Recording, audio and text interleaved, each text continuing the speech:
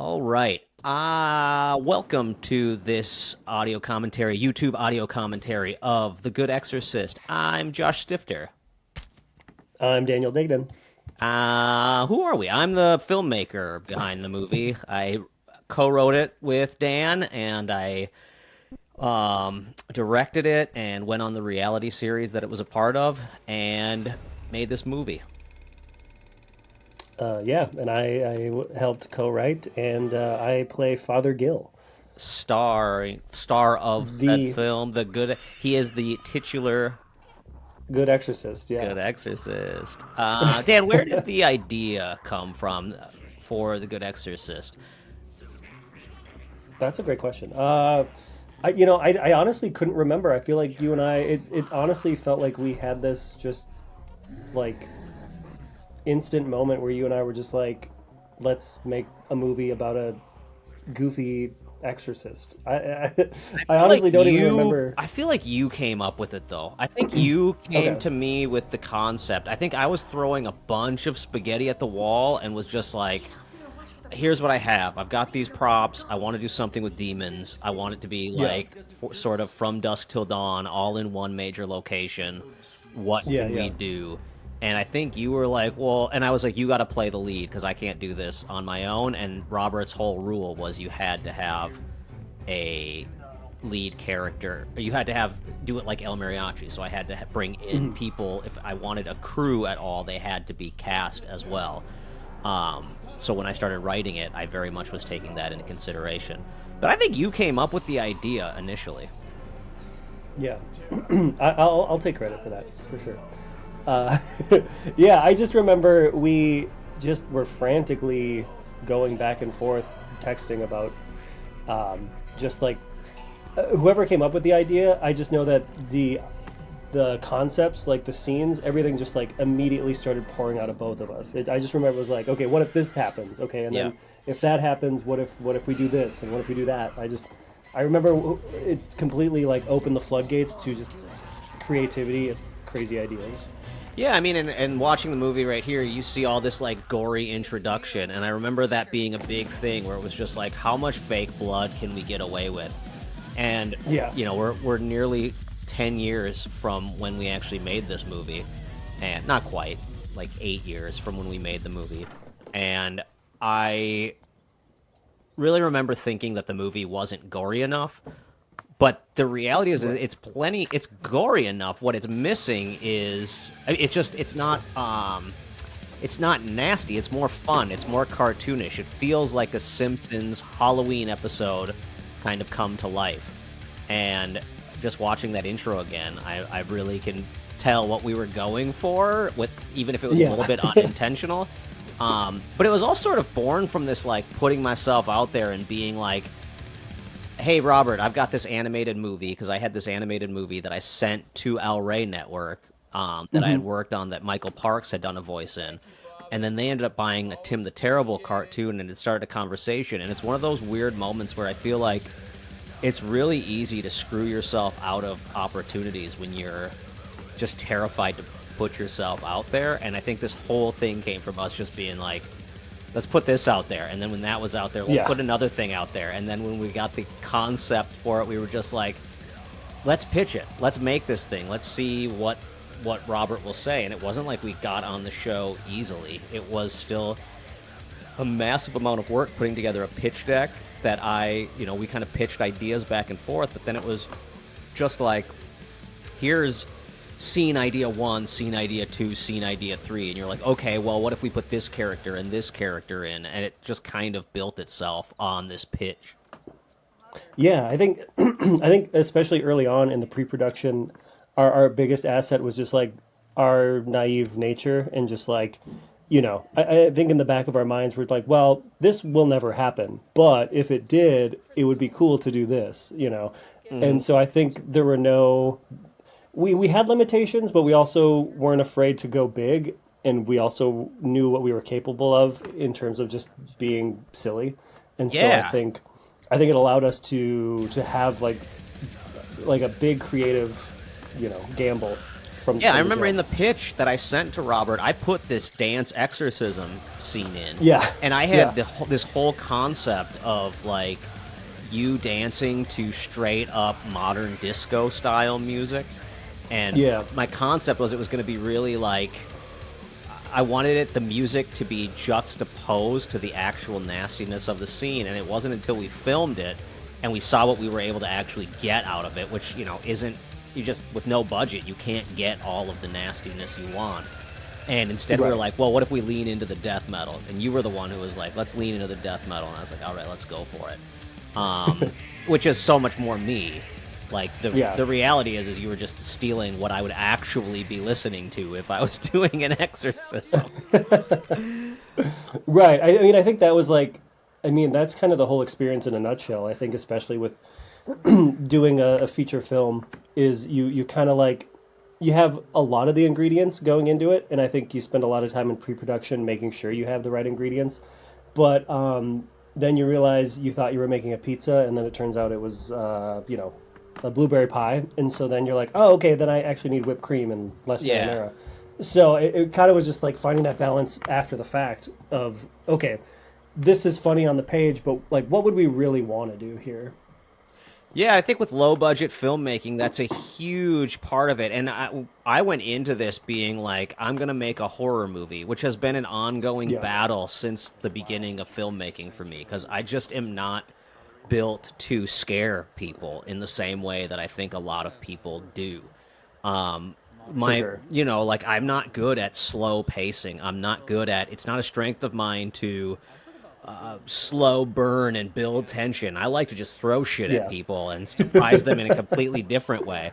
And honestly, for me, one of the biggest issues is I don't get scared. So there's no like easy way for me to scare myself in these movies. And so instead, I like to make myself, I like to surprise myself. And that often is like literally going the opposite direction. And instead of being like, let's make some jump scares. It's like, let's make something really silly. What if these two priests are talking, and all of a sudden he's interrupted by a silly phone jingle? Like, that is more surprising to me than if, a demon attacked right now in the right. sequence. Like, it's just, to me, this is more like, wow, what just happened? He just told this priest to fuck off?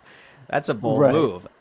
So, Yeah, I think, again, I think it speaks to like our naive nature of like, I think, I think the idea of a horror film came so naturally because I think there's this assumption that they're so easy to do, and that, they're so rampant, and it's such a popular concept to start your filmmaking career with a horror film.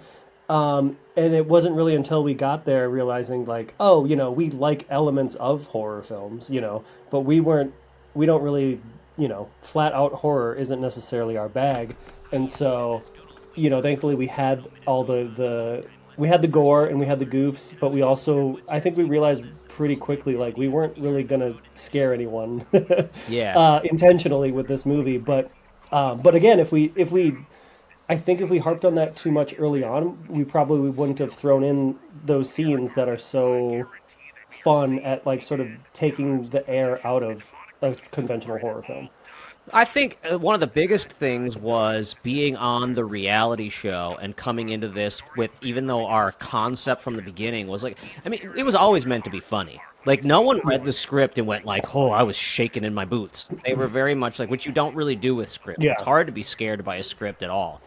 And so I think a lot of people were like, let's see how they lean into the scare because the jokes are there. Yeah. And we didn't really. Instead, we kind of surprised ourselves and went like, no, we have a bunch of funny actors. Let's lean into the funny and go more silly than dramatic or, like Yeah. tension building and suspenseful. And I think genre is, I've been talking a lot about genre with people trying to figure out, because you and I have kind of branched off from, doing a couple of horror projects and working in this Hmm. comedy horror scene, and have been pushing far more into the action comedy scene lately. Yeah. And I feel like you kind of force yourself into what you think is marketable or what you think is important to you, and sometimes that's like the biggest mistake you can make versus naturally letting whatever happens happen. And I think we did. I think we very much, especially with this movie, we're just like, we're on set with a reality crew. We're going to be stupid as hell. Let's just let's lean into that. Yeah. Oh, absolutely. I think that was a huge revelation. Was just like, we like being the class clown. We like, being idiots, and so why not lean into that completely? Otherwise, it just won't feel natural. It wouldn't feel like us. And I think beyond that, you know, we did this movie, and then we did Greywood's Plot right after, which also has a lot of like horror elements.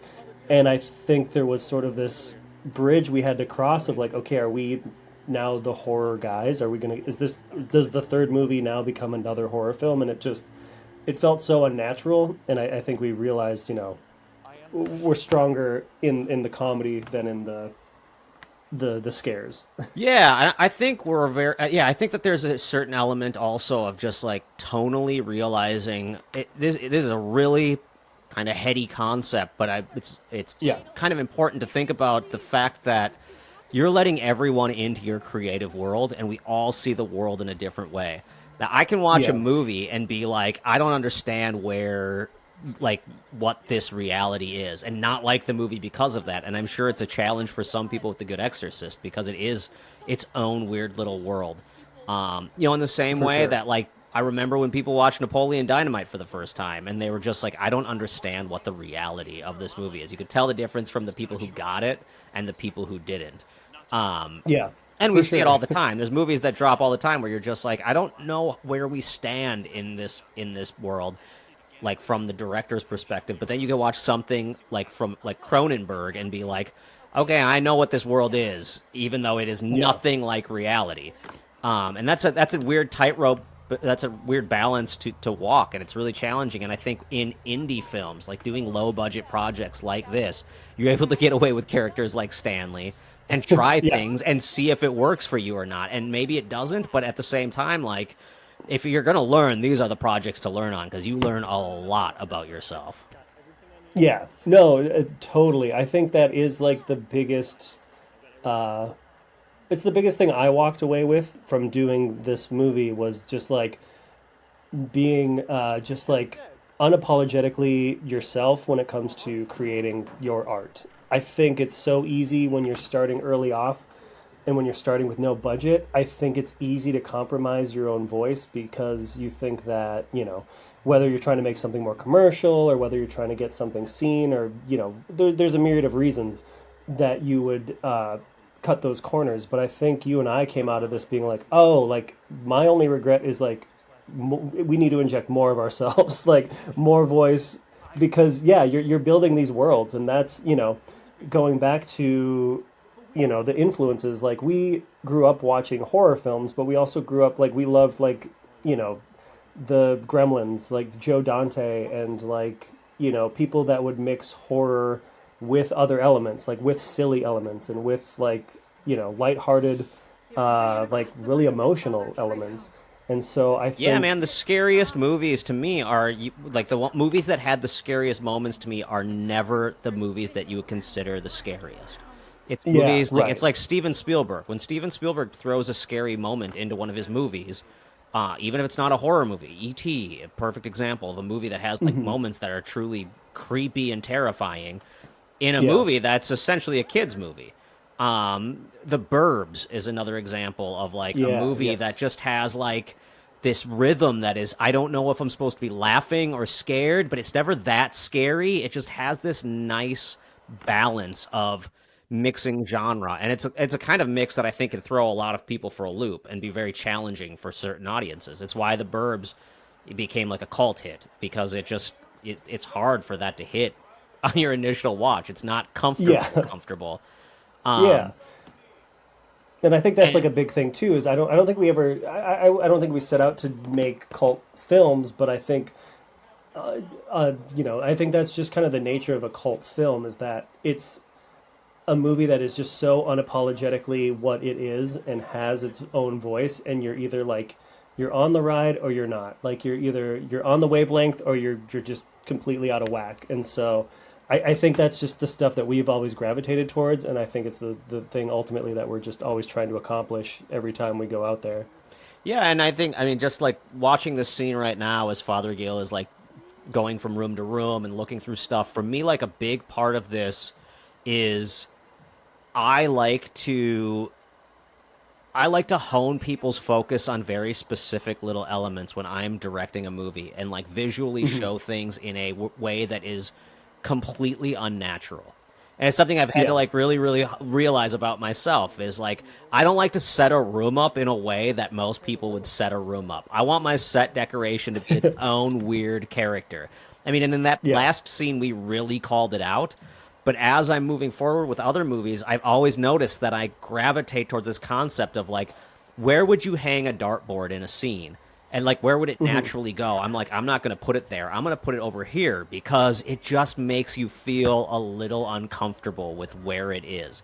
And that's Yeah. I like that certain little bit of uncomfortableness, like a cartoon where you watch the Simpsons, and you don't really know how their house is quite set up because it changes Yeah. from episode to episode and things bounce around. And like, I really appreciate that sort of even just cutting to animation here. For me, that's one of those things that I just cannot help but try to keep the audience going.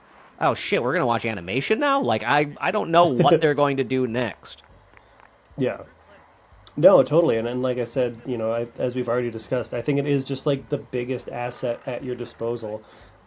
Starting out early and starting out with no money, like when nobody's telling you what to do, like do whatever you want. Do something that surprises yourself, I also rather think you than don't, just when you start out, you don't have those predisposed concepts of who you are. yeah. No, for sure. I think that's like the thing. Like this movie especially is just like the perfect like impasse of like the things we like and then also informing what comes after. It just obviously there's things you would change and things you would want to do differently, but honestly, thinking about it for me with this movie, I would just want more of everything, and I think that's like a good place to be. Like if the only regret is like you didn't get crazier, then I think you're in a good spot. But Yeah, it is difficult because you don't know that going into it. You don't know what's going to come out on the other side until you do it. I think as an independent filmmaker, as you know, for other independent filmmakers out there or independent artists in general, there's sort of this element of you can take as much time as you want and figure yourself out and plan everything accordingly and do everything the right way when you get to that moment of creating the thing. But Yeah, yeah, I learned on this that like sometimes not being prepared at all can give you the best moments. My favorite moments in this movie are the stuff that we didn't plan in advance, the things we had to figure yeah, out as we were just like running and gunning and going. Um, now, yeah. I will say, like, for me, it's also one of those things that as I grow as a filmmaker and start working more professionally in film, it's become a challenge because I'm always like, had I planned better, would it have been a better movie? If I had every scene laid out, if I had done animatic for every moment, if I knew every little thing, would the movie have been so much better? And it kind of sometimes pushes me in this weird direction of trying to overcompensate based on this project and not having Hmm. the control. But I've had to learn to just like, don't do that. Like, learn to let go a little bit and don't be so prepared all the time and figure it out and trust that your cast and crew are going to go along with you for the ride. Yeah. No, I think again it's like one of those perfect storms of I think you're someone who definitely values the pre-production and values storyboarding and mapping things out, but I think you also now realize like you do all of that prep in order to get there day of and be You have willing to to throw it fucking all pick it all away. back up. Yeah. Yeah, yeah, and that's a huge thing, and that's I really don't even know what other art form or medium does that, and at such a scale because it is like prep, prep, prep. Okay, day of, you don't have this doesn't work, this person's not here, whatever, Yeah. And and I so will you say gotta, with filmmaking, you're very right that there is like so much relies on so many people and the universe coming together in a way that is almost it's it's almost a miracle when you're able to say action. Like you could just yeah, go yeah, like how did we even get here versus like painting. I paint. So I can plan my painting as much as I want. I can rough sketch stuff and I can paint, but at the end of the day, I'm sort of like in complete control to a certain extent. sure, I think there are elements though of it where I don't you still do have to kind of go with the flow and go with the punches of what gets thrown at you and figure it out because, Yeah. like, everything wants to be against you doing it the way you see it in your head all the time. Yeah, no, for sure. I think, we've spoken before, and I think for us, one of the biggest hurdles in this film was that opening scene, because it really just that was like the perfect storm of things just not Everything went wrong. going how we thought. Yeah, it was the perfect storm of a perfect storm, and I think others would maybe scrap the scene or try to come up with something else, Half-ass it. yeah, but I think I think there's something, especially again early on, there's something to walking through the fire, going through it, and coming out the other end, and really like, you know, proving yourself, and I think, And again, learning from as it we said, too. Like I will yeah, say this, one of my biggest learning moments, or one of the, like something I've sort of gained experience on, is realizing like your opening sequence is the first moment that your audience sees what you're selling them. And yeah, I don't think that this opening sequence is bad, but I know that I planned it way more. I had all these ideas, and then it rained. We got hit with losing an hour for dinner that I hadn't scheduled for. We just had all of hmm these random things that went wrong. And I had to just kind of like figure it out on the fly and come up with a version of it that was just similar enough to my original concept that it yeah, works, and there's some really beautiful shots in the first scene, but there's a lot of hmm things that I'm like, oh, if I could reshoot that, like if I could yeah. remake this movie and redo that opening, I would make it very different. Yeah, I mean it's tough. I think, like you said, it's a learning experience, but you also have to like put yourself in those positions to allow the lesson to be learned. If we shied away from it or just like didn't attempt it, then nothing would have been gained, and nothing would have been learned. And I think that was such a crucial like, oh, this may not be exactly what we set out to do, but you know, damn it, it still works, and Yeah. it still hits the beats that we wanted it to hit, and I think it's successful in that regard. How much do you think we actually had to change based on like the constraints of the reality show or changing settings? Because we originally wrote it for Minnesota, or I mean that was my Yeah, mindset as a director. honestly, everything. Yeah, right. Yeah, truly everything. Like we wrote it. I think we wrote it. Yeah, for because we didn't know where we'd be filming, so I think we wrote it for Minnesota. We wrote it for like a basically like a haunted mansion, like a big Airbnb type Yeah, situation, not a ranch. And yeah, and when obviously we didn't know who we would get as cast. We didn't know who we'd be working with. I think we initially were thinking Avery, this specimen here, was going to be like a portly sort of Jack Black type yeah, man. I was oaf. looking back at some of the pictures that I like my rough sketches, and I had this dude with like a full mullet and a big gut. Like that was Yeah, the yeah, concept, was like big gut, not this dude with like a six pack walking around in right. his underwear, like making the ladies swoon. Like, even though he's like rocking this haircut, man. What? How did he even do this? But like to me, I just was not picturing this, and I can tell looking back at the Right. storyboards. But we got people like this. We got these amazing talents who were willing to come and put their all into it. And here's the craziest thing about all this is we had been shooting movies for short films and animations and stuff for years before this. And my hmm experience had been the complete opposite, where people show up and they like half-ass it, and a lot of them just didn't do a great job. They wouldn't go above and beyond what I was asking, and most of the time they wouldn't even do what I was asking. I would get Sure. pushback from people being like, "Oh yeah, we can't get that shot. That's too crazy." And I'm just like, "Oh, hmm well, I can get it." Which is probably the reason why I started running camera myself so much, was because I was just like, "Well, if you're not going to fucking try, I'll just take it and do it." But we totally didn't expect to get this cast, and I've learned over the years that if you No. just surround yourself with the right group or hunt in the right places, these people show up all the time. Yeah.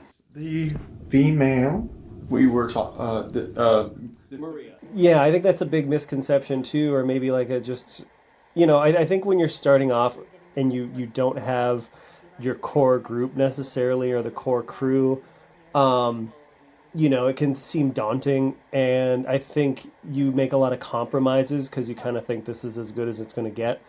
But really, you just gotta. I think it's just like expanding your pool of talent and expanding.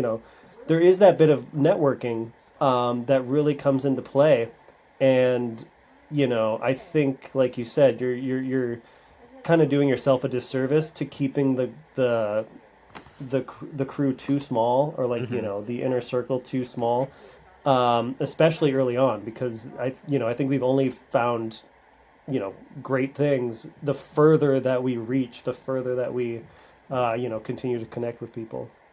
Yeah, and I think that there's also this element of being terrified that you don't have enough to say or aren't creative enough or aren't important Sure. enough, that who's going to come follow you for your adventure? Why wouldn't they just go do it for themselves? And the reality is most people 100%. don't want to. They don't want to Yeah. pick up the camera and go film it. They just want to show up for a couple days and like be a part of it and give it their all for that time being. And that's fantastic. Those are the fucking people I rely on. Like I love those Yeah. Yeah. people.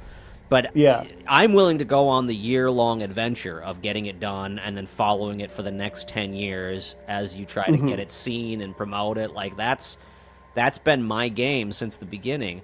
Um, Through the flaws and through the issues. I mean, we're coming up on a scene right now that we suffered through terrible sound issues because of another TV show filming on our set and destroying the audio. And in this sequence, like the audio was completely just destroyed, and it hurts my heart to listen to it when I hear it because it is just like it's one of those things where I'm like, I know this scene is funny and I know it really works, but I know that it's distracting to a certain group of people. Now I know that there's another group of people who has no clue, don't care, and they've made it this Yeah. far Yeah. in the movie. It doesn't make a difference. But for me, it's one of those things where I'm like, if I could go back in time and film this scene again, it would. I wouldn't have to do workarounds. I wouldn't have to work into the budget constraints. I know how to make this scene work now after the years of experience. Yeah. No, that, I mean, again, that was just a wild, set of circumstances.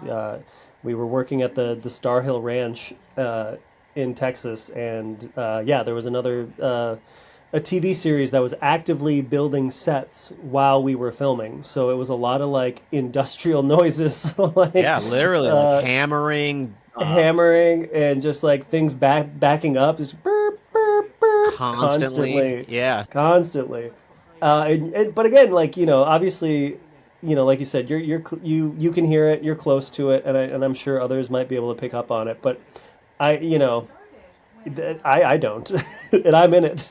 Yeah. I mean, I think, yeah, but I get it. But I I get it. think you do to a certain extent, but I mean, I don't think you do in like the big like it just kind of goes over. You watch it, it's fine, it does its thing. Yeah, But I think at the same time, there's an element where had we not been dealing with sound issues in the moment, had we not been trying to like figure out how to work around figuring out how to do sound in this moment, I could, whatever. We may have improv some stuff, we may have tried sure, things, and you know, I know that this scene, there's a better version of it in my head, even though I think sure. it's still, I think it's incredibly funny. I think she's awesome in the moment, and I think that Allie did a killer job with all of the Mrs. Willow stuff.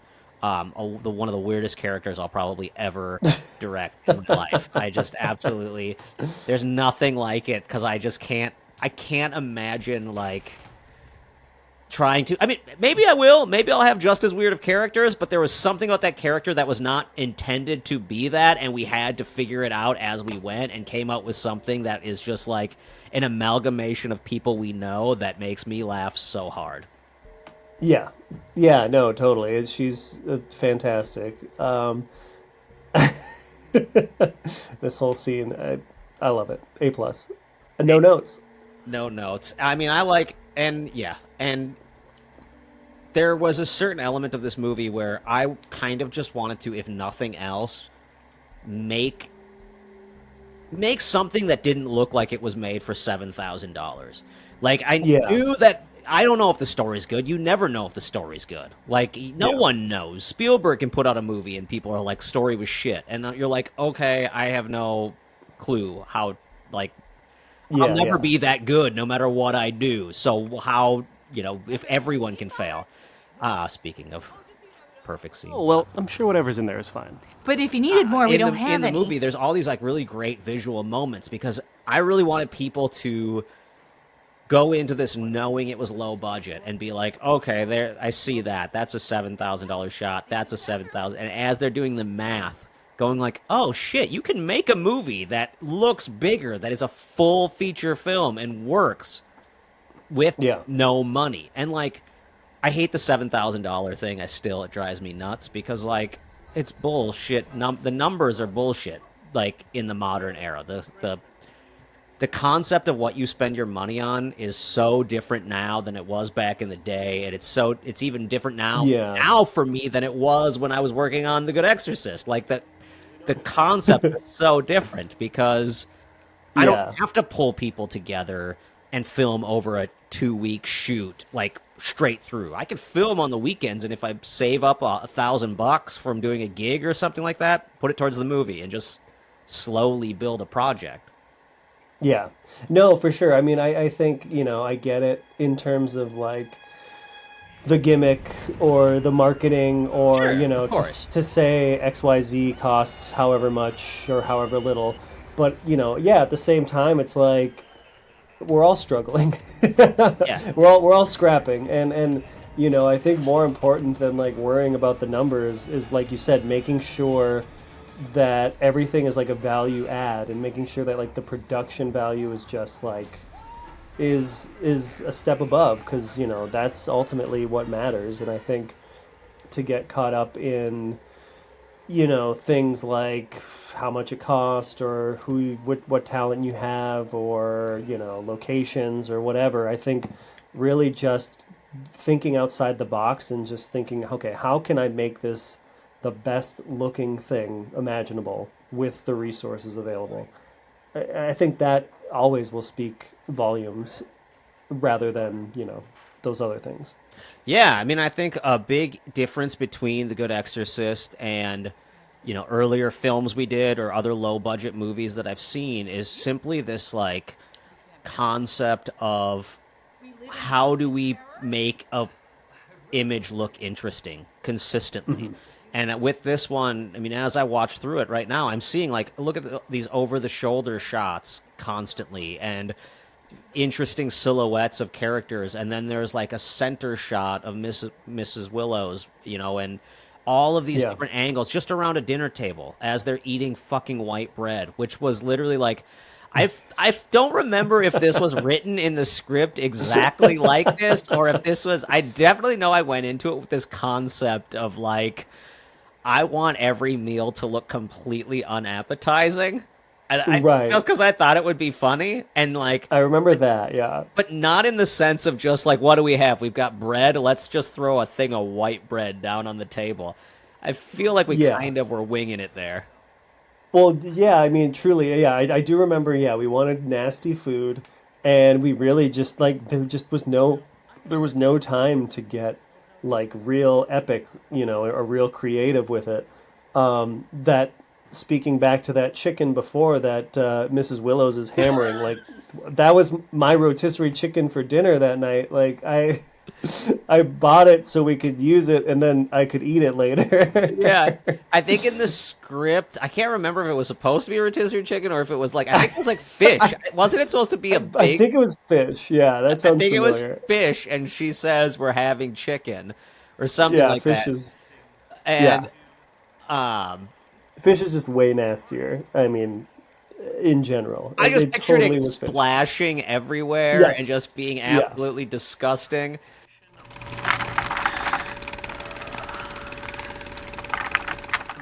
Again, like it speaks to like picking your battles. Like we didn't have time to grab those things, so let's just try to make the most interesting shots we can, Yeah, and well, even let's this make the right silliest here. food. Yeah, this right here, this you're talking about the chicken and how that ended up being your dinner for the night. But this room or this little shack we're in right here in the movie you Hmm. slept in. Like you stayed there Yeah, while we yeah, were yeah. at filming the Yep. movie because we didn't have a place for Daniel to stay. I was staying in the reality shows, like mansion that they rented Palatial for estate. us. Yeah, and Yeah. Daniel was, stuck staying on people's couches and wherever he could find. So, Hmm. this room became the place that Daniel stayed and became a big chunk of the movie is filmed here. Yeah, this was my house for about a week and a half. Uh, but yeah, it was such a great location though. I mean, like we said earlier, we did not intend it for it to be a ranch at all. It was just like we found this place though, and we had to have it. I think you immediately just saw. Well, like you see earlier, it has the church. The church is in this Yeah. location. All of these houses are on the same location. Like everything, we made everything work within this like one block, makeshift radius of a desert town ranch Yeah, well, situation. it was because this ranch is like built up. They had taken buildings from different ranches around Texas and put it all on one street, and it's mostly used for weddings. So it's not incredibly Yeah, expensive. And we came in, I gave them a low offer and they took it because they're like, well, we're in between projects anyway. If you can come film it, like we'll give it to you for a song. And again speaks to the fact that yes, Robert Rodriguez was involved. That's a big part of it. But at the same time, I have noticed that I haven't really faced those issues when I go. In fact, I get places for nothing when I go in and say like, "Hey, I'm a nobody filmmaker. I have no money. I'm trying to yeah, just yeah. make this movie." I found far more often. Dan, how was it being filmed in the shower? Was that a comfortable experience? It was I made him get fine. buck ass naked. No, I didn't.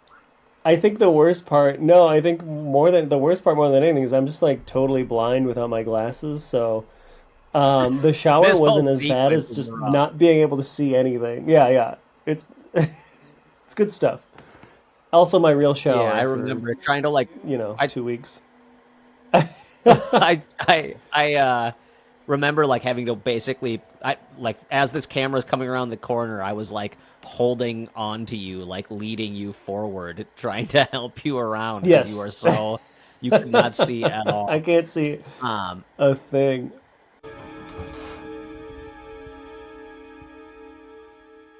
no, I mean that's a big part of this movie was just making it work. This was my wife's teddy bear, and we filmed this whole thing very like raw and fun and just had a blast with it. And I think like there's a ton of visual effects in this movie. Just like watching it right now again for the Mhm. first time in a long time, it's like every shot Yeah, has something.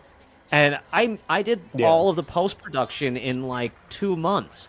So the amount of visual effects, none of them are huge. They're all pretty small, but the fact that that's the one shot it doesn't have a visual effect, it's literally Daniel's finger going through the teddy bear's ass and in through the mouth, and Daniel's wiggling his own finger at himself um, yeah. on the evil teddy bear. We saved a lot of money on that one.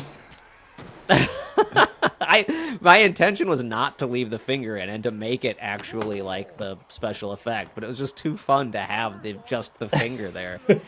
There are certain moments where I just left shit in because I'm like, why not? It's fun.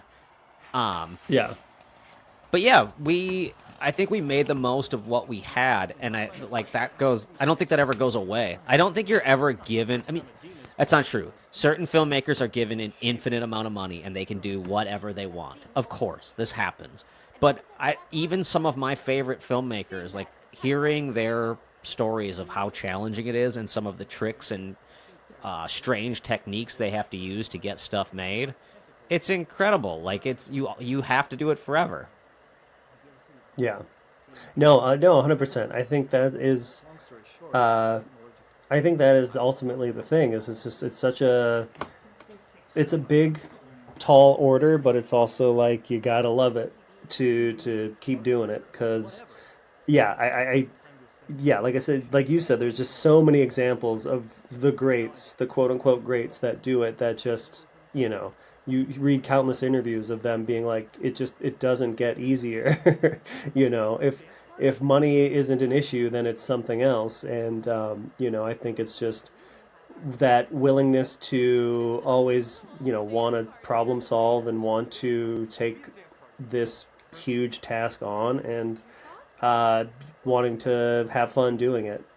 Because I couldn't imagine not enjoying it and doing it anyway. Yeah, I mean, so yeah, having fun doing it is one of the keys. And like, I remember when I read this scene of the dance party, Yeah. you wrote it into the script sort of like randomly. It sort of just like got thrown into the script at an odd place in the writing process where it was like we were very much Yeah. trying Yeah. to hone like how do we progress the story, how do we keep things going. And you were like, I was thinking about this dance party scene where a record player or the music box gets possessed or something like that. I don't remember exactly how you went about it. Again, I was picturing this like creepy Victorian house, and so I'm like, okay, they must have like this creepy little like guest area. And what if they had like an old like vitriol like, or whatever the word is, the record player, and then it just starts like playing on its own, and like we get creepy with it. So yeah, definitely not picturing this like makeshift bar location, but Right. totally works.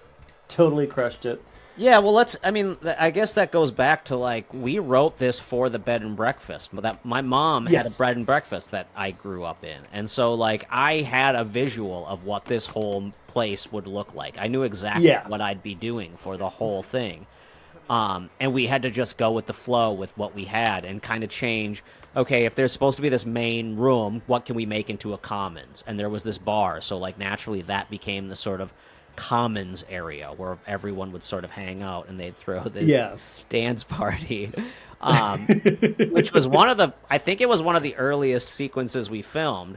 And as we Yeah. started like trying to sort of figure out the vibe of the cast all together, I was like, let's just do this one because I think up until the until we shot it, like until I saw the footage, I think I very much had this mindset that this scene would be cut. Like, not that I Oh, didn't sure. like it Sure. or didn't enjoy the concept, but I just didn't quite understand it. Like, I didn't know where you were coming from Yeah. exactly with it. And it was one of those things that I was like, well, we'll keep it and we'll just go with it and film it because worst case scenario, we'll cut it. But, which doesn't make me half-ass it. I can tell by the shots, like, I wasn't going into it going like, I'm not going to give it my all. But it is very much like, I don't know how this fits in or if it's going to drag the movie down just a little bit, like it might slow it down, but it doesn't at all. The cast owned it, and Yeah. it's actually one of the favorite scenes of the movie. So it's one of those perfect examples of just like you never know what you're going to get until you film it. Yeah, no, 100%. And I definitely came to it from the other end where I had a very specific like, this is a scene where they're in like a commons area. This is like getting Creepy the as whole hell. family together. It's gonna be creepy. It's gonna be a good moment to have all of our actors together, and then punctuate it with a spooky, very scary, spooky moment at the end. And then we get on location, and I'm like, this is not what I had in my head at Yeah. all. I don't know if any of this will work. Like, I don't know if this translates to, like a dance party in a commons area in like a spooky bed and breakfast is one thing, and you can sort of wrap your head around it. You're like, it's weird, it's kooky, but that's what this family is. And then to go to this location, I'm like, we're really taking people on a journey here. I don't know if they're gonna come along for the ride. Yeah, with that room being what it is and that player being what it is, like it didn't lend itself to like a slow dance. Like we had to go with Yeah, yeah, weird country music. That's just like, what are we doing here? Um, yeah. and the best part was we didn't have music. I feel like am I Right. I'm correct in that I made you guys just dance around to nothing, right?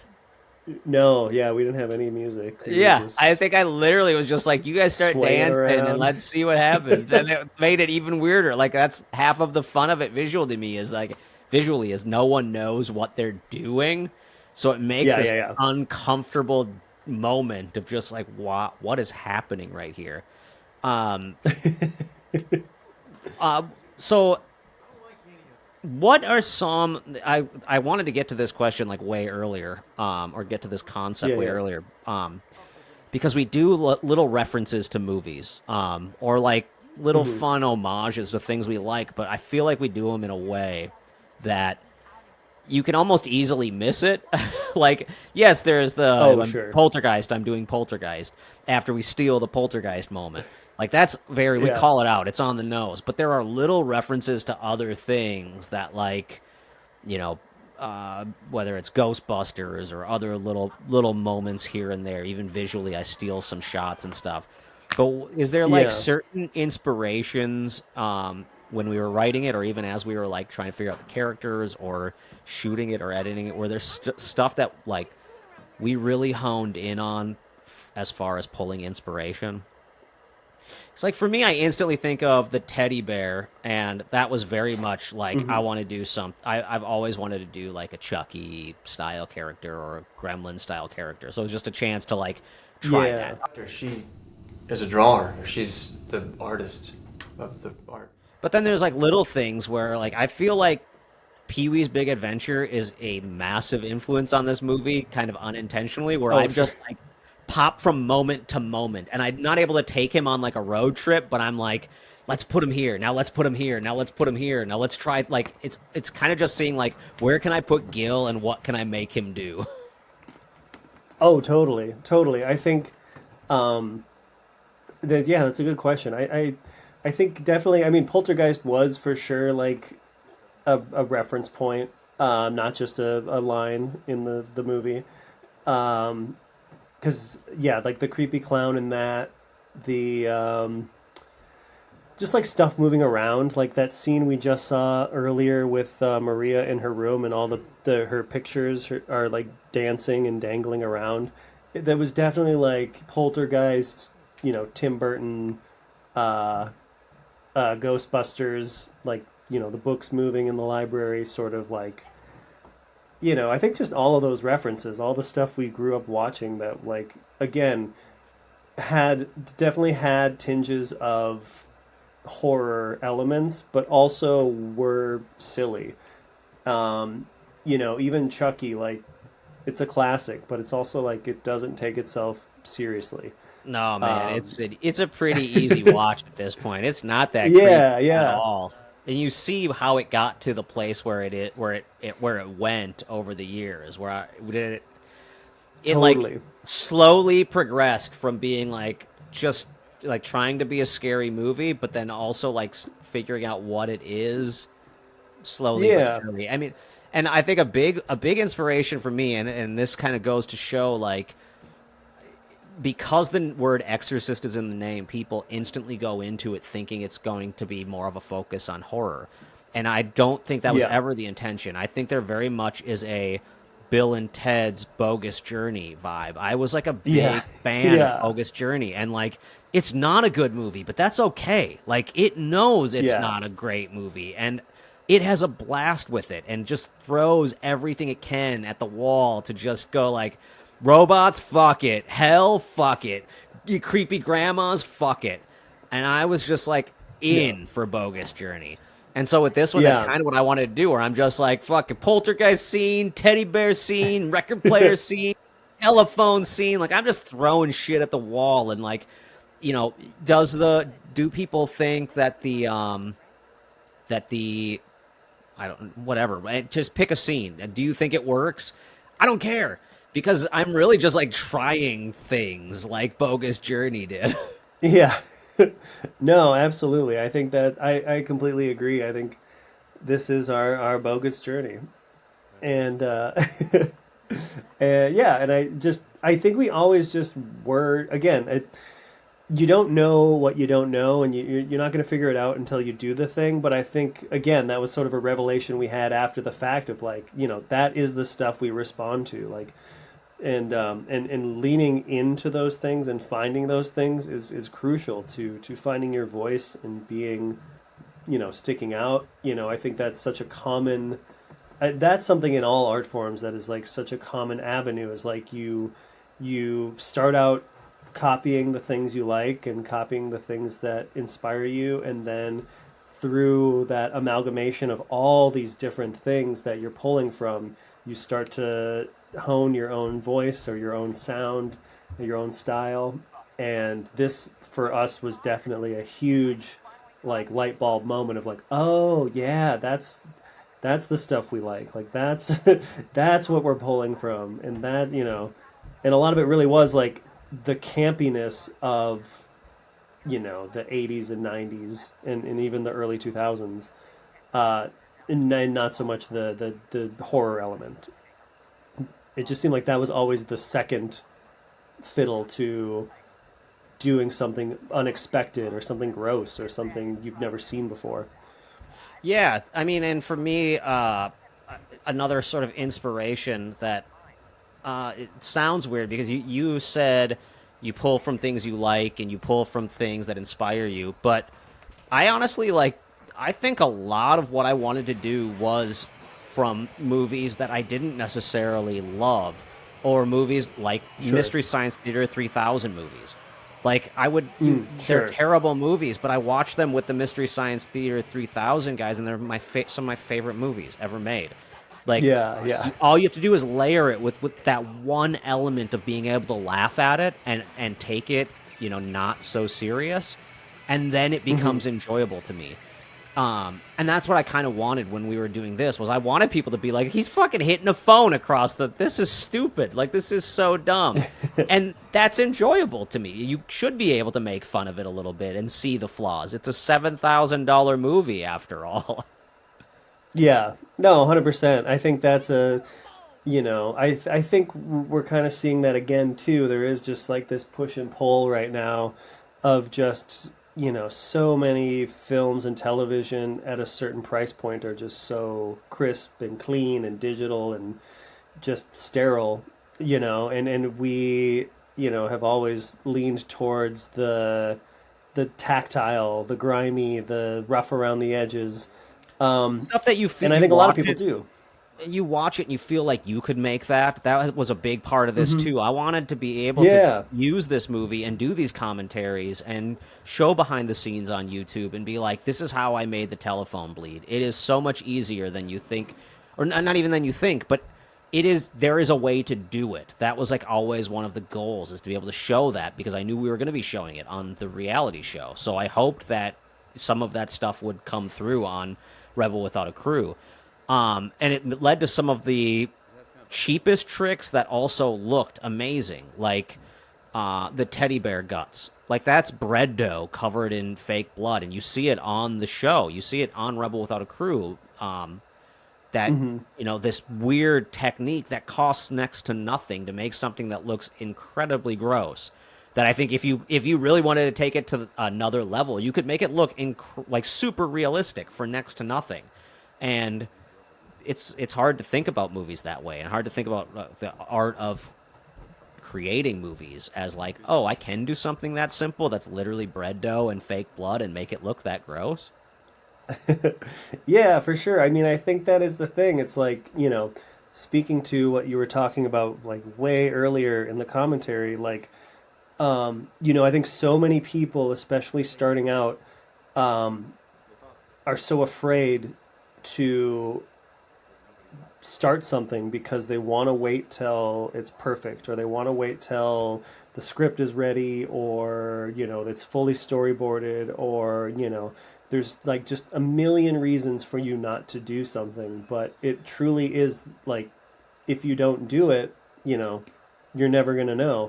And I think for us it really is about like rolling your sleeves up, actively getting dirty, getting into the mud, and seeing what you can create. I think so many people are just, especially now, are just too conditioned to do something a certain way because others did it that way before them, or just, there's a stigma of like, this is just not how you do things. And in art, that is like the craziest thing you could tell someone. Like, that's such a crazy notion, to like not do something because it's quote unquote not allowed.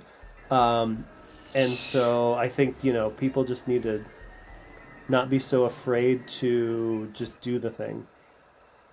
Yeah, I completely agree. And I just going back, there was a couple of goofy sequences right in a row where we went from like Yeah. the Mr. Willows telling the story into Stanley coming into the room in his underwear. And there's Hmm. like a series of very strange character driven moments.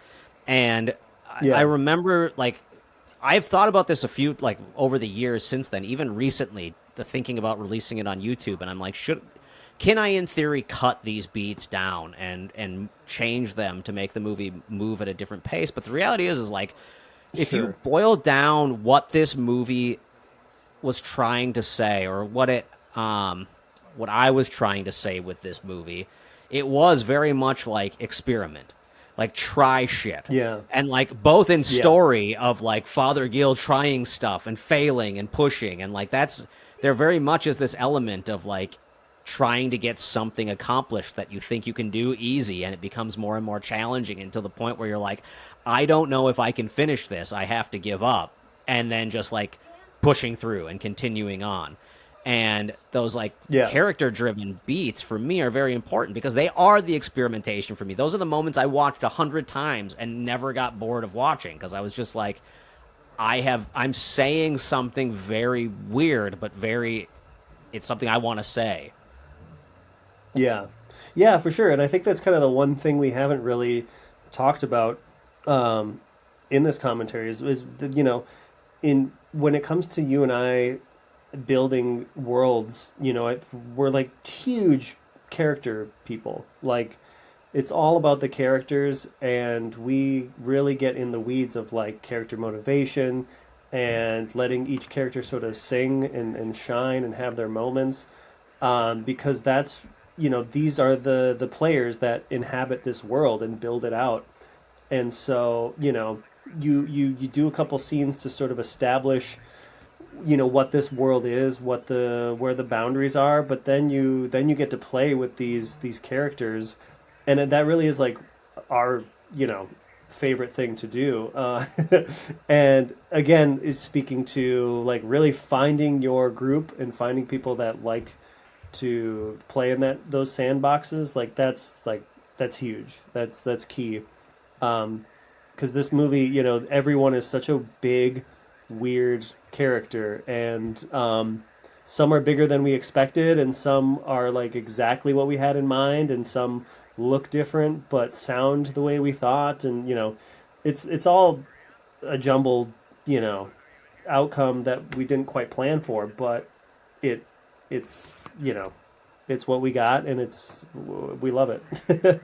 Yeah, I think that for me, I don't necessarily want to feel I don't want to make something that feels consistently comfortable. So sometimes that Yeah, means like putting in scenes that aren't so fast paced or taking the tone down for a little while so that the movie isn't just moving at this yeah, like incredibly like fever pitch pacing. And I yeah, think that's okay. It works for me personally, and I think it works for. totally. I mean, it's worked for the audience for this movie. The people who like it really enjoy that part of the world building. Now, there are certain people who just like cannot connect with these strange characters. Like everyone picks a favorite, Yeah, and then there's others that they don't like, and you get this weird like almost this feeling that they wish you hadn't put that character in. But I think that that's not the yeah, reality. I think the reality is you need the good and the bad to all kind of mesh together to yeah. bring you this entire world of characters. Which, to be No, clear, is totally. like 6 characters. We're not talking about like having a giant world. We have 6 characters in this movie, and we make them all kind of work together. Yeah, no, 100%. And I think I personally take that as a testament to like making good characters. Like there should be people you don't like. I think the worst thing that you could do, and it's something that happens a lot, is just like homogenous characters. Like characters in film are key um, to narrative storytelling, and so like there's just too many movies out there that have these homogenous characters that all sort of look the same, they all sort of sound the same, they all have the same voice. And you're like, okay, well then where's the conflict, or where's the interesting, what am I supposed to latch on to, you know? It's been a long 365. Yeah. Definitely live in the era of the team up. I mean, it's not a small era. It's been going on for a long time where it's like, how many lovable characters can we cram into one thing versus like, Yeah. I don't need to love everyone. You used to be able to kind of pick and choose who your favorite X-Men was, and you didn't love all of them. You didn't Yeah. need a couple of them to be on screen all the time, and you were hoping that your Yeah, guy yeah. would come back. And I think that's like really what I was going for. I made the X-Men of weirdo nobodies in the Austin desert. That was the original title for the film, but Yeah. Marvel was litigious. Yeah, they tried to sue me and whatnot.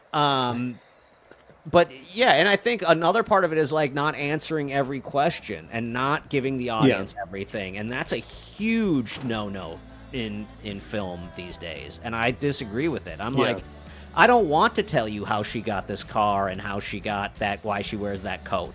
Like, that's a mystery that you can find out later, maybe. If you want a sequel, maybe we'll talk about it. But right now, you guys just get to watch the movie and see. And I always have the answer. Anytime someone's like, how did she get that car? I'm like, she works at a fucking ranch that she's obviously getting paid to work in, and she lives on their floor in like a weird side room. Right. What do you think she's doing with her money? Yeah. She bought a car for a couple grand and fixed it up and gave it a paint job.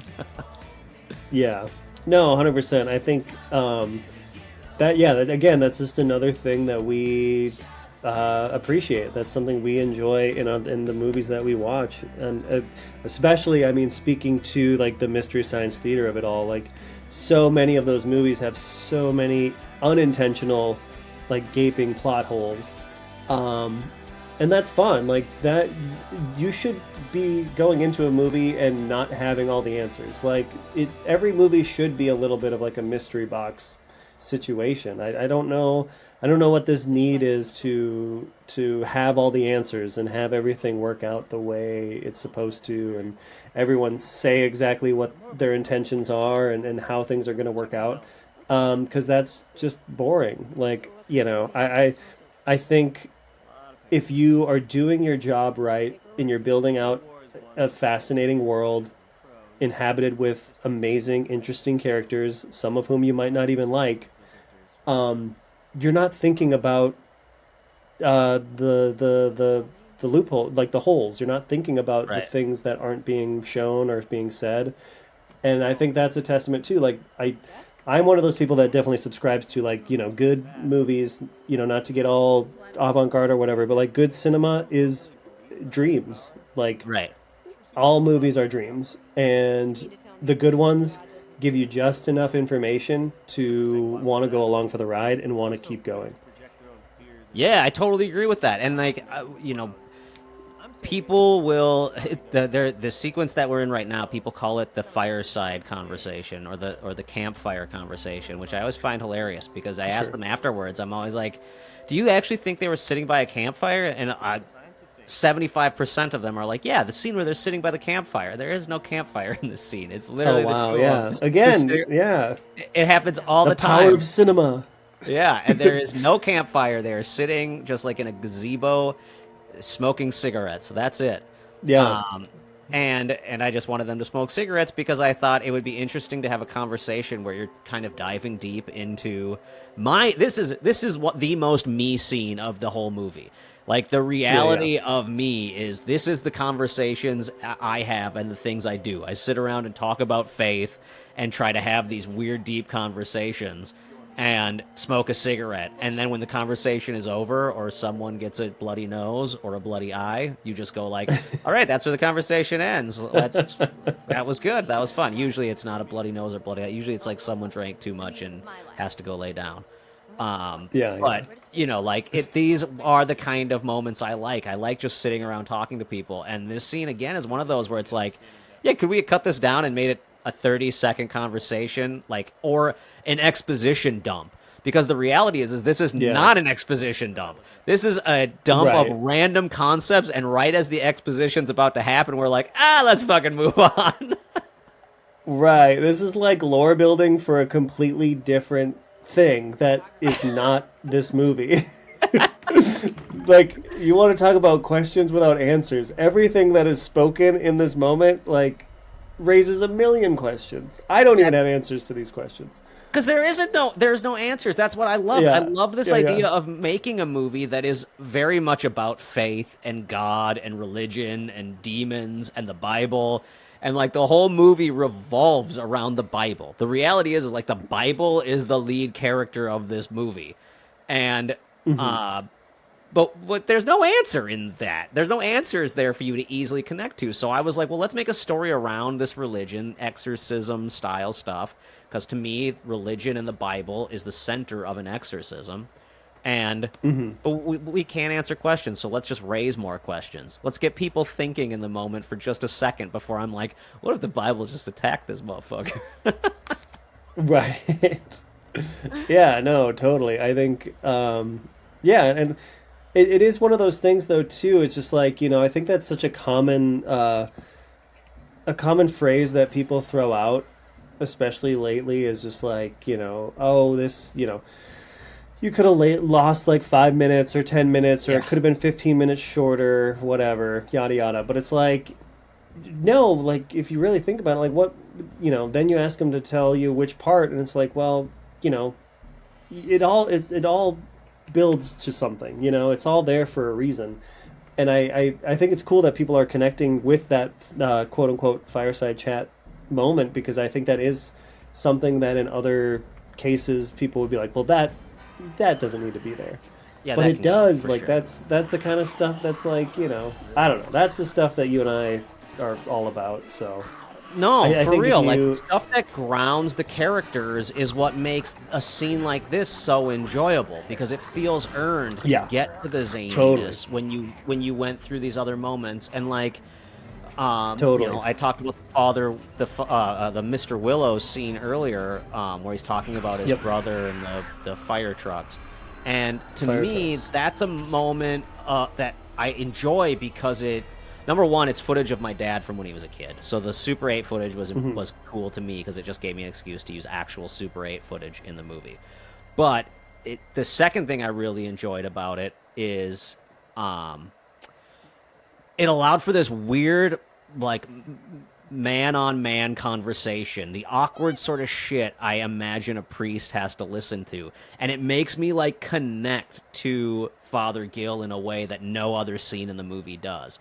Because I, like, feel for him as... It's the one time I'm like, oh, this guy is, like, a human being. He's a priest. He is a guy who people are going to tell the weirdest stories to. What in Mother Mary's holy name does that mean? Oh, I just always remember that shot with the crucifix being in the El Rey Network promos. I'm like, ooh, it's a good shot. It's a good shot. Yeah, that not to pat ourselves on the back, but some good stuff. A good action work. The horror might not always be there, but the action beats are strong. No, so that's the thing we learned, I think, the most from this movie was, like, we love the action, and we love the chaos of movie making. Yeah. And horror movies aren't really based on chaos. If you really look at them, they're very much about the methodical. I think it's why filmmakers, like artists, are so driven towards horror, because it allows them to be methodical. It allows them to overthink a little bit. It allows them to be zoned in on how am I going to affect my audience, whereas action and comedy is so visceral. It's like, how can I just make them go like, holy shit, wow, that just happened and that just happened. And so granted, we use gore, but you know what, the love of gore doesn't come from horror for me personally. It comes from action. I loved when an action movie had something nasty. Oh, 100%. Yeah. That's definitely something we respond to in a big way. Also, you mentioned the promo, and I think this is a good time to kind of get into the how did this movie change, or how did it feel making this as part of Rebel Without a Crew, especially for you. I'm curious, because for me, I kind of got to do whatever I wanted. They had to kind of not champion me, but they had to like keep me going all the time. I was the hero of this movie for them. But for you were just a guy who had to be on camera twice, or on two cameras at the same time. Yeah. Yeah. Yeah, no, I mean it was good. I think like I've said before, the unexpected benefit of having that reality crew there was being able to work on a absolute no budget film and work on a like fast, efficient, high functioning like TV show at the same time. So it was kind of cool to it was boot camp for both. It really was like a crash course of like, this is our first real stab at doing this no budget indie run and gun thing, while also here's us being constrained by what an actual operating production looks like. So it was kind of cool to be able to do both, because I don't think anyone can really say they've had that experience before, except for a handful of people. So I just tried to absorb as much as I could, just from like, a fly on the wall, like production standpoint of like, how the sausage is made. So I thought it was great. I thought it was cool. I really didn't have a whole lot of complaints, because it didn't really get in my way, and it really only enriched the experience for me having both opportunities at the same time. Yeah, I could definitely see that. I think there's also an element of, for me, there was this element of watching in the background, especially before we started actually filming the movie, but watching this production team take it very seriously. And I was able to kind of step back and just be the guy who cracked jokes on camera and talked about his family. But the reality was that's not what I was doing. I was totally going like, what are you guys talking about over here? You guys have some ideas for what I could do. So like I can take credit for picking the ranch all I want, but the reality was I didn't pick it. They picked it for me. They knew that there was potential in that location. They also knew there was potential if I was one of those filmmakers, because they had no idea. They'd never met me. And most filmmakers get something in their head and they stick to it. They put their feet down and their flag in the ground, and they're like, it's a bed and breakfast. I'm not filming this at a ranch. Like, I want a bed and breakfast. So they had a bunch of houses for me. They had a couple other churches that I could use. I could have done 5 locations. But they also saw that I was one of those adaptable people who was like, oh my God, I want this to be fun. Can we make this camp and make this easy? And like, I don't want to sit in traffic. And they were like, this ranch is fucking 4 miles from the house. I was like, sold. Yeah. That's it. I don't have to drive. Done. That means like if I'm hungover after a night of drinking before I have to go shoot, it's an easy drive. I don't have to sit in traffic for an hour. If I'm, if I want to try something and I forgot that I left gear back at the house, it's not going to be miserable to go get it. So there were lots of things where there was footage of my dad in the Super 8 that just popped up again. Hey, Stanley. Yeah? You know that box I said not to touch? Well, we're gonna touch it. Yes! And being willing to go like, fuck it, I've got this footage, I want to use it, and it'd be cool to use. I'm the opposite, where I'm like, let's find a way to shoehorn it in there, because I want to see it on a big screen. So for me, that was a big part of it, was just being like, I've got someone else to impress and someone else to watch. That makes me work at a next level, because I have that motivation to keep me going with the reality crew. I've learned over the years you can kind of get that out of your cast and crew as a filmmaker, utilizing them to kind of push yourself. But it's also kind of difficult when it is, like when we did Greywood's plot, it was just you, me, and Keith and Strauss. And it's sometimes hard to push when it's just like buddies hanging out. It would be easier to be like, let's just go to the bar and chill, or let's just go get dinner, or let's do something else. But I mean, not that we didn't. Yeah. With Grey Woods, we pushed ourselves and made the best movie we possibly could, I think, under the constraints. But it can Yeah. be challenging for a lot of filmmakers, I think. Yeah, no, I think I mean that is totally, I think, the thing that you and I walked away from with this experience was, I just remember very vividly, uh, you know, us attempting to do Grey Woods plot first. And, we were like in the woods for a handful of days. We got the footage we got, and it was what it was. But we had a great time. It was such a fun experience, but it ultimately wasn't, a filmmaking experience. And I just remember getting close to wrapping this film, The Good Exorcist, or maybe last night, maybe wrapping up completely, and just sitting on those steps and being like, well, we have to do Grey Woods. Like, we have to finish Grey Woods now. No, dude, it was literally after we had done the champagne shot. Like, we had finished the movie. Yeah. And we had or the martini shot. We had finished it, and Yes, you and I were packing up, and I had to get out of the house. And I remember, earlier that day, I had lost some stuff that I had borrowed from Steve Joyner, who is Robert's props guy. And I was stressing out, and I was all pissed off, and I was in a weird mood, and it was the last day. I was kind of sad or whatever. And I remember rapping, and we did it, and everyone was so, like, overjoyed and happy. I was really sick and stuff, but everyone was really overjoyed. And I remember you and I walked over and we were standing on the steps, and I had just finished packing up, and I was like, dude, like, I need you. I sort of needed to be told, like, we're going to keep going, right? Like, that wasn't the end. Like, yeah, we'll finish the edit or whatever, but we're going to be doing this again. And I was like, you know what we have to do, right? And you're like, finish Grey Woods plot. I was like, yeah, we got to go do it. Like, once we're done with this, we have another movie. I know what it is. Like, I see it now. I can tell what we can do. If you could just get a camera in my hands and you on camera, we can make this thing work.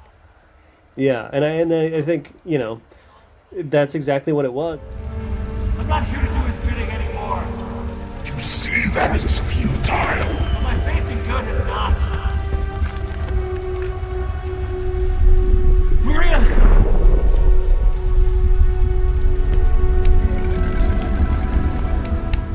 Speaking to, going back to speaking about working with this crew, it really, that moment of you and I on the steps saying, like, we have to do it, we have to finish Grey Woods, was like the quiet understanding of, like, now we know how to take the art seriously. Like, now we know how to work together and be goofy, but also be committed to finishing something and actively committed to, crossing that finish line. And yeah, again, like, that's something definitely, like you said, like the discipline of our crew, and also just the fun they were having. Like, oh, you can have both, and that's how this stuff gets done. Like, you can run a tight ship and have a good time and not be an asshole and, come out the other side with something cool. So yeah, I think that was another really big takeaway, like, literally on that last day of shooting. Like, oh yeah, this is how you do it, and this is how you maintain. I think so many people go into this. Even I, like, right now, throughout the years, I have this challenge of, before you start a project, this fear that it's not going to come together, that you're not going to see it in the moment, that you're going to forget stuff, that you're going to look like a fool. And I think it actually gets harder and harder. With The Good Exorcist, it was one of those things where it didn't really matter, because I was like, even if I don't make something, they're going to make a reality show out of it. So something will be productive based on just doing this. And then you get into, going into Grey Woods plot, it was sort of this thing of like, well, let's make this shitty sophomore slump movie. Let's make the movie that's not as good. And, I would argue we made a much better movie with Grey Woods plot. And, or at least something more personal for me. Something I agree. I think it's a better film. And then, I don't know, man, watching The Good Exorcist right now, this is a gorgeous ass movie. But, It's a good looking movie. It's so much better than I remember it looking. Every time I watch it, I'm always like, it's not a bad looking movie. But and like learning how to work with people, there's these experiences that you gain. I think the thing that I have to consistently remind myself is, like, you're going to have fun, you're going to have a good time, you're going to get shots that you're proud of, you're going to put something down on film that no one has ever put on film before, and that's kind of the biggest joy to me. That's where I'm in my happy place. Yeah. No, 100%. I think that's a big thing too, just in terms of writing as well. Like, in terms of doing the screenplay, I've found, like, that's where the joy is for me too, is like I try to like have 3 to 4 scenes or like set pieces where I'm like, okay, what is something I've just never seen before? Yes. And how can we be the first to do it? You know? Yeah. And regardless of what that's going to look like day of on set or how it's going to turn out, like, I just want to get it on paper and make sure that it's something that I want to see because I've never seen it before. And I think both movies have that for sure. Yeah, so for me, one of the biggest challenges is dealing with this concept. As we wrap up this commentary, I think, like, kind of retrospectively looking at the reaction from the audience and kind of getting excited about getting a new reaction as we hit YouTube and as this movie gets out there again. The audience reaction is one of those things that's almost hard as the person so attached to really understand or connect with, because I feel like what we're told is you have to make $1 million off of it and everyone has to love it and it has to be looked at as this masterpiece or it's a failure. Yeah. And you're just like, man, El Mariachi wasn't that when it came out. People weren't like, holy shit, this is the best movie ever. Like, it still isn't that. It's more of just like a movie that inspired a lot of motherfuckers. That's it. Yeah. And inspired a filmmaker to go make a lot of great movies. So have you. Yeah. Oh, 100%. And I think, I think public perception is a huge deterring factor for people to start anything creative. And it's certainly for me, early on, I was worried about reception and worried about how people would receive these movies and if they'd like them or not. But ultimately what I found is, like, if you make the thing and you make it to your best abilities and you truly pour yourself into it, I really could not care less what people think. Yeah. like bad reviews just do not bother me. Because I feel vindicated in the work. I just feel like, if you don't like it, go and do it. And it's not from a place of like anger or malice. It's just truly like, I did what I did, you did what, we did what we did, and if you like it, cool. If it speaks to you, awesome. If not, that's fine. It just, but I don't think you get there unless you really, like, put yourself in it and pour yourself into the work. And take the risks. I think the reality is like, we just love to take risks because we have the benefit of being able to work together. And both of us try to surprise each other pretty consistently. And we're also accepting of these surprises. I think a lot of people that can be a deterrent from wanting to work with someone because they become so heavily invested in their own process, which is a way of saying, like, I mean, and I've had the issue, you've had the issue, we both have had moments like that. But I think the biggest thing is the fact that we can compromise and figure out what we want it to say in the end or what we want to do. And we make it a partnership versus like a solo thing. Like, and it makes it, there's a reason why we're talking about this movie now, like 8 years later, and we'll probably continue to talk about this movie 10 years from now, 20 years from now, it'll still come up because of the fact that we like it and we enjoyed our process of making it. And I feel like anyone out there who's listening to this and going like, I want to go make a movie, I have this idea for a thing, find some people that you want to do it with and go do it. Like, think about every shot. Think about what you can do to elevate it, and you'll make something fun that you'll be proud of for years to come. Yeah, no, for sure, 100%. And I'm somebody that like avoids confrontation at all costs all the time. But I've learned, especially in the creative space when working with others, like, there is a huge importance to having a healthy dialogue. And if you and I need to talk about something, then I need to figure out how much I really care. Then it like puts me in check of like, okay, am I, if you're interrogating something, do I really need it? Do I really want it? And if so, why? And so, and that's healthy. Like that creates good art. If you're dealing with somebody who just is not receptive or just tries to steamroll, that's a different situation. That's a toxic environment. But I think good art does come from collaboration, and it does come from finding those like-minded weirdos who are on board with the project, but also are willing to, raise questions or come with fresh ideas. And you just got to be ready to be malleable and be open to stuff.